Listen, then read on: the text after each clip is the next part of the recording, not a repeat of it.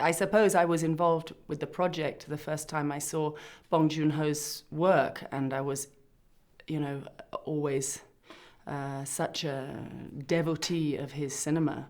But we met 2 years ago, no, 1 year ago only.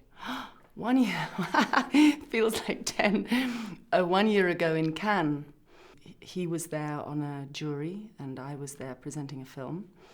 And when I heard that Bong Joon-ho wanted to meet me, I was very, very happy, and we had breakfast. I told him at that time that I didn't want to make any more films, which was true. I was very tired and wanted to lie down for a good decade. But I said, if it was you and if it could be fun, I remember saying this word, if it could be fun. I didn't say funny. I said, if it could be fun, then let's work something out. We kept a correspondence going, and slowly this insane idea of me working with him on Mason came about. Mason was born in the most mysterious way. When I first talked to director Bong about being in the film, I pointed out to him that there wasn't actually a part for me. And he looked a little nonplussed, as if that wasn't really important. And then he went away and came back and asked me to look at the part of Mason, which still in the script is referred to as a mild-mannered man in a suit. We just started to play. I told him I just wanted to have some fun, really. But Mason is a strange combination of clowns that I've known, who will remain nameless. But also, I have to confess, there's a little Marilyn Manson in here as well. Somewhere. Manson, Mason. Yes.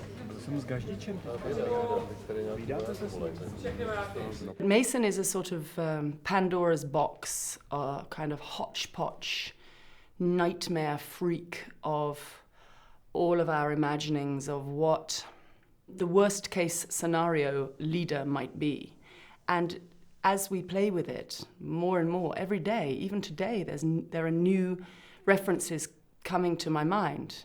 Not references that I want to implement, but references that I realize we have both been unconsciously implementing all the time. There's everything from Arturo Ui to Silvio Berlusconi to Korean leaders, the North Korean leaders that are terrifying to all of us, to English leaders that have been terrifying to most of us from the United Kingdom during the 80s, to American leaders that terrify us. There's a feeling of Libyan leaders. Passengers, this is not a shoe. This is disorder. This is size 10 chaos. This, see this? This is death. I am a hat, you are a shoe. Know your place, yes? So it is. Melting. This was one of the first words that Bong Joon-ho and he sort of set to me as a challenge in a way. He said, I remember when we met again in LA, he said, the more I think your Mason must be melting. We still don't know what gender Mason is. Mason is still referred to as Sir by most of her subordinates. I just looked at the script again this morning. Mason is still referred to as a mild-mannered man in a suit. This is where we began. I'm not sure that's real hair, you know?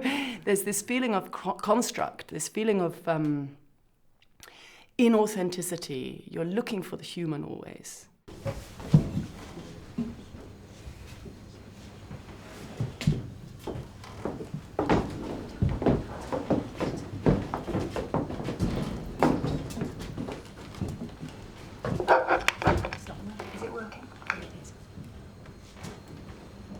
Happy Ekaterina Bridge, you filthy ingrates!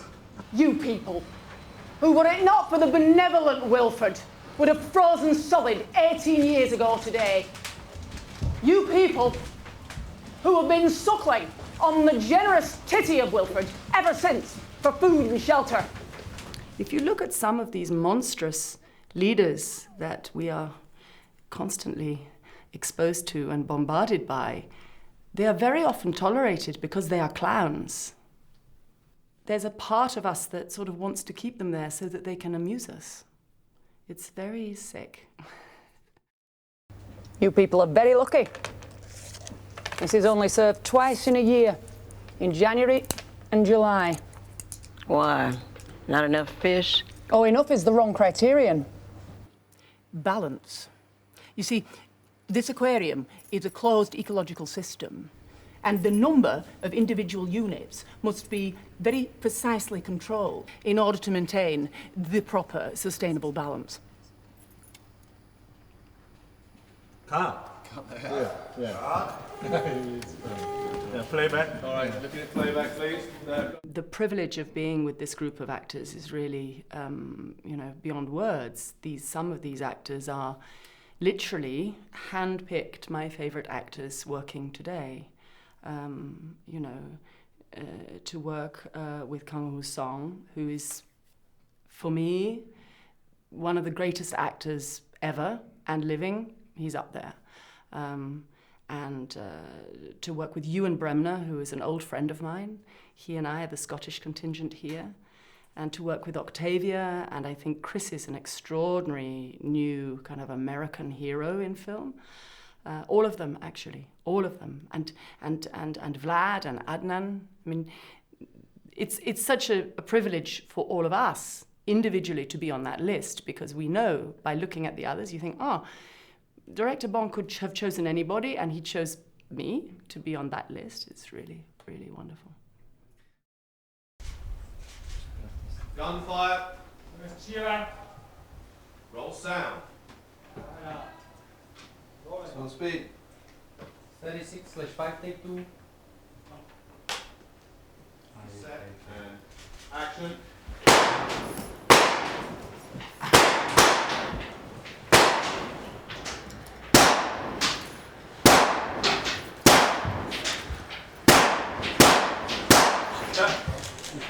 Not there. Are you fine? Your list is fun?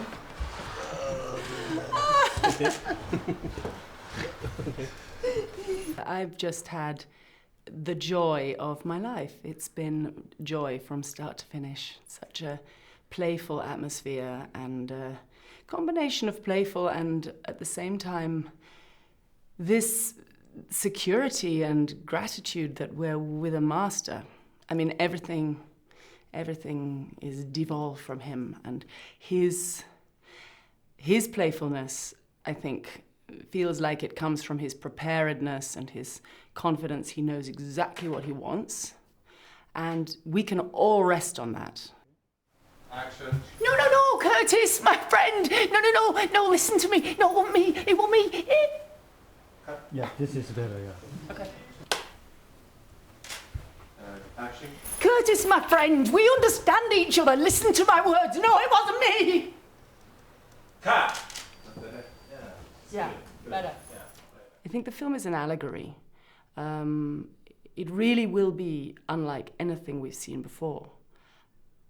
But it's like all great work, it's about something really simple. It's about life. It's about living. I think it's about survival. Just that. And life is about survival. Even surviving death. It's about day after day, carriage after carriage, battle after battle. And people leave, they get left behind, and we go on. And eventually we all leave the train.